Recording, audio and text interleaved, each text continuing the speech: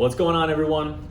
Today we're going to talk about two of our biggest tips for helping runners mitigate injuries, okay? And guess what? It's not about training styles, it's not about exercises or anything like that. Our top two recommendations for mitigating risks of injury for runners and even all athletes, okay, is actually mitigating stress in your life and making sure you have proper sleep. Okay, so in terms of dealing with an athlete who comes in for an injury, we have a hierarchy that we really address when it comes to finding out what the issue is and why the athlete is at risk of injury. So the top two rungs in a hierarchy are overall life stress and then proper, adequate, quality sleep, right? Because exercising is all about your ability to recover and repeat activities, okay? My strength coach from college actually said a great line to me once, and athleticism and fitness is your body's ability to handle repeated bouts of effort without getting injured, okay? So that's really it. It's not about how fast you are, how strong you are. Being fit is actually your ability to repeat efforts at a high level. Okay, so how can we make sure that our bodies are going to be well prepared for that? Again, it comes down to mitigating overall stress in your life and making sure your body has adequate sleep and recovery. Okay, so injuries are not overuse injuries, they're actually under recovery injuries. The lion's share of them are, okay? So it sounds like we're kind of splitting hairs here. We're really not trying to be pedantic. And what that actually means is that your body is not like a car tire where once you use up some of the rubber, it's gone. You can't get that back before you have to replace it. So your body doesn't wear out like that. Your body actually has the ability to recover and repair itself and actually make it better than it was previously.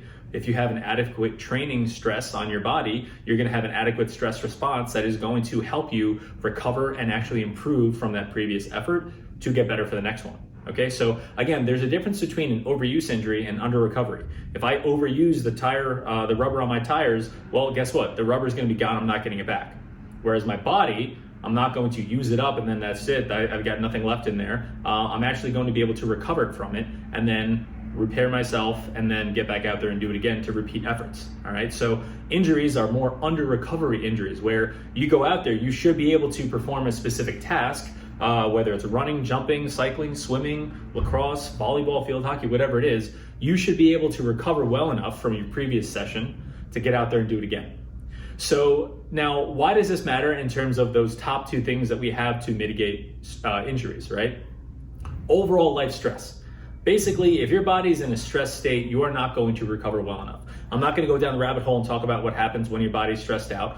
All I'm going to tell you is that life stresses matter and they all add up, okay? Are you having issues at home, family life? Are you stressed out? Are you trying to plan something? Financial stresses, work stress, things like that, relationships with friends, anything at all, overall life stress, they will all matter. Are you going through a crazy transition? Are you trying to move with your family? Are you trying to help a family member move or transition? Do you have an elderly family member who you're trying to maybe make some big life choices, things like that?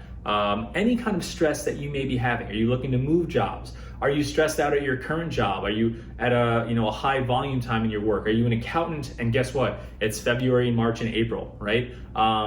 Anything like that. Anything that's going to impart stress on your life, whether it's normal and you're used to it, or it's completely unordinary and out of the blue, your body's going to have to handle that stress, and it's going to put you in a suboptimal state. And guess what? Your nervous system is not going to be functioning correctly. Cortisol levels will be high. A host of other things are going to happen. Like I said, I'm not going to go down that rabbit hole and kind of list everything that happens. All I'm going to tell you is that stress is not good for your body, and guess what? You cannot recover well from it. Okay, so mitigating overall life stress as best as possible is going to be priority number one when addressing somebody's risk of injury. Okay, number two, proper, adequate, quality sleep. Your body's stressed during your workouts. It's fueled in the kitchen with what you eat, and it repairs itself and recovers when you sleep and you get adequate rest.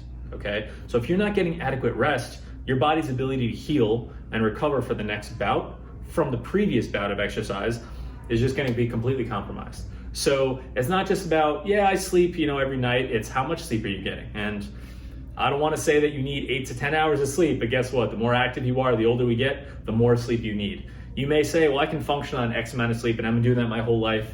Well, guess what? I don't care what you've been doing your whole life, and there's a line of best fit, and most of us need more sleep when we're more active.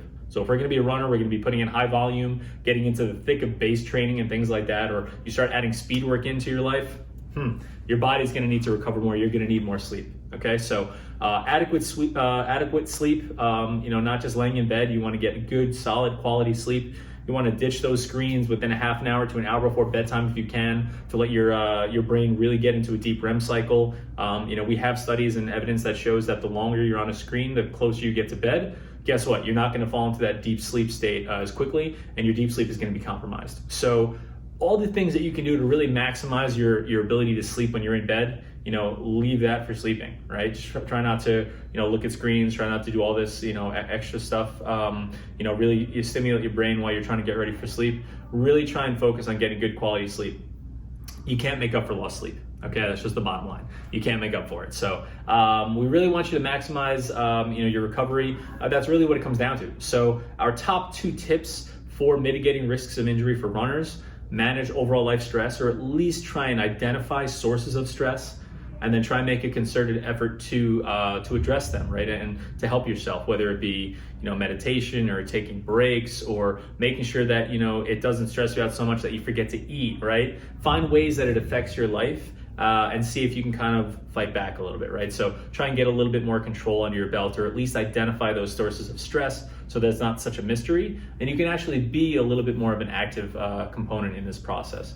And then number 2, making sure you're really maximizing your sleep, right? Because that's when you recover. So, getting good quality, adequate sleep is really important, not just laying in bed for X amount of hours. What are you doing with that time? All right, is it actually going to be beneficial for you? So those are kind of our top 2 tricks, or tips, I should say. Nothing tricky about it. Top 2 tips for, really mitigating risk of injury for runners.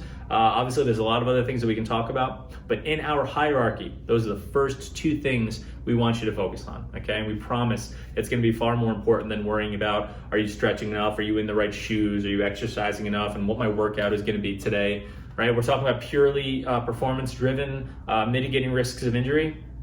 Manage your stresses and make sure you get quality sleep. Performance is all about the recovery and your ability to get back at it the next day.